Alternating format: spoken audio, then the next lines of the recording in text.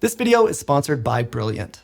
Are you a bedroom guitarist? Because I know so many players that put in the hours practicing, but they just can't quite seem to reach the point where they can take that first step onto a stage. Well, when it comes to raw skills, the gap between the average gigging guitarist and a bedroom guitarist isn't actually that significant, which is why scooping more scales, more licks, or more chords onto your plate isn't magically turning you into a pro. So to really understand what it is that's holding you back, we need to look just a little deeper. But first things first, I think it's very important that we talk about what a bedroom guitarist actually is, because one might not ever actually play in a bedroom. It could be the garage or the basement, the kitchen, or maybe even the bathroom. Wherever it is, it's more about where they're at with their playing. So let me know if this sounds like you. You know how to use the pentatonic scale in one or many of its forms. You know all about the major scale, minor scale, and maybe even some of the modes. You're familiar with triads and chord tones. Your technique is solid and you're capable of learning new things. You can play a bunch of songs pretty well. You've built up a catalog of copy and paste licks. You can improvise along to backing tracks. But the minute you try to record yourself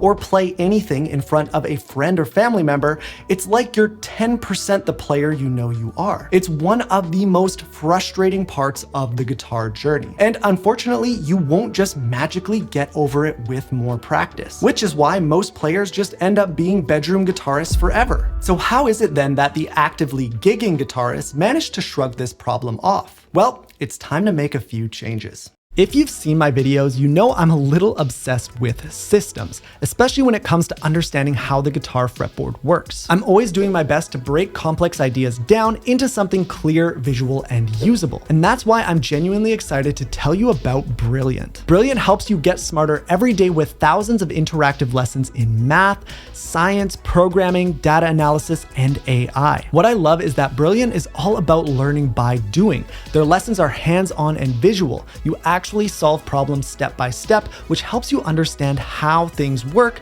rather than just memorizing a bunch of facts. I've been going through their visual algebra and scientific thinking courses that teach you to recognize patterns and systems, which is exactly the approach I use when building fretboard navigation methods. You can try Brilliant for free for 30 days by visiting brilliant.org/Andrew Clarke, which will be the link at the top of the description, or by scanning the QR code on screen. Oh, and you'll also get 20% off your annual premium membership as well. Big thanks to Brilliant for sponsoring today's video.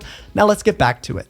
So gigging guitarists look at things a little bit differently. They have this ability to see below the surface of what it is that they're playing, where they're not just regurgitating memorized patterns or sequences. And it just seems like they're able to actually enjoy the moment, listen to what others are playing, and not have all of their attention consumed by what their fingers are doing. So where do these abilities all come from? Because you can spend decades practicing scales along to a metronome and you'll never develop this stuff. Well, much of it boils down to the fact that a gigging guitarist isn't afraid of mistakes. They know they aren't perfect. They know tiny mistakes will happen, but they've also learned how to minimize or hide those mistakes for the listener's sake. And because they're confident that they can cover up any possible mistake, they're not forced to play on the edge of their seats in this state of fear that many of us have to deal with. They can relax and pay attention to everything else that's happening. They can listen to what the other musicians are playing. They can think ahead to the next chord or section of the song.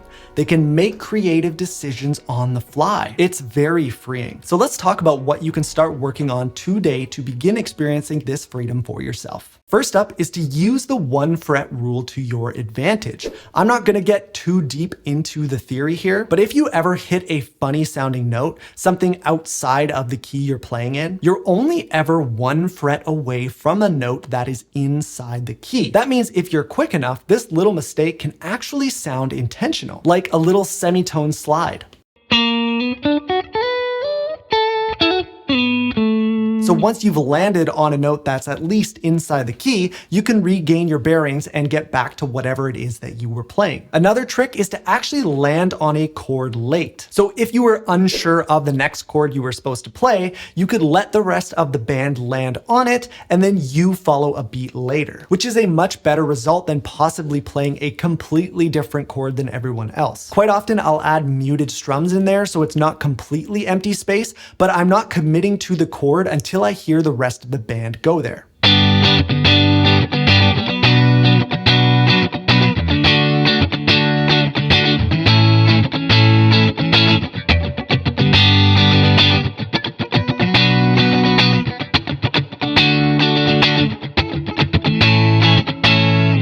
As long as you stay locked in rhythmically, this will basically completely hide a mistake from the audience. If you've taken the time to learn a little bit about how music works, then you can also learn to simplify intimidating parts in the moment. For example, if I have a riff coming up that requires a bit of a stretch, and as it approaches, I'm not feeling like I'm gonna pull it off, then I can simplify it into something that will at least not sound like a mistake. Let's say this is our riff.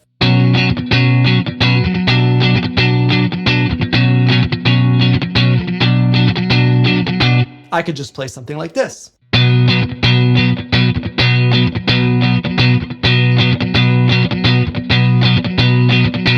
It's definitely not the same thing, but in some cases it can be a lot better than totally butchering the riff. Now, the last thing here is something I've talked about a few times before, and that is learning to play through your mistakes. For so many players, a mistake completely stops them in their tracks. They either completely fall off the beat and slow way down, or they stop altogether and try to go back and redo it.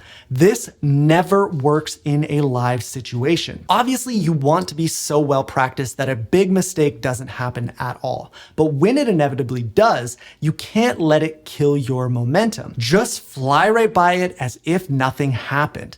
It greatly minimizes the impact to the listener. Now, this is more of a habit you need to break and rebuild. So the best way to work on this is by making sure you're always practicing along to a song, backing track, or metronome. And if you ever catch yourself stopping or falling off the beat, then you'll need to go back and start the entire song over. This also kind of forces you to actually make sure everything you're learning can be applied to music in some way. So you're building up your musicianship and reinforcing good habits at the same time. All right, I wanna make one final point here. As much as these tips will definitely make a big difference, I cannot stress enough how important it is to just get out there into musical situations. You can be the most prepared player in the world, but nothing beats real world experience. So get out there and find people to play with. Jam nights, open mics, convince a couple buddies to meet up once a week, whatever you can do. And if you couple that with the other tips I shared in this video, you will bridge that gap between bedroom guitarist and gigging guitarist in no time at all. So from here, I'd recommend you watch this video on what I did to go from intermediate to advanced guitarist. There are some really important insights in that video that I think you'll find quite helpful. Big thank you to Brilliant for sponsoring today's video. Thank you for watching, and I'll see you in the next one.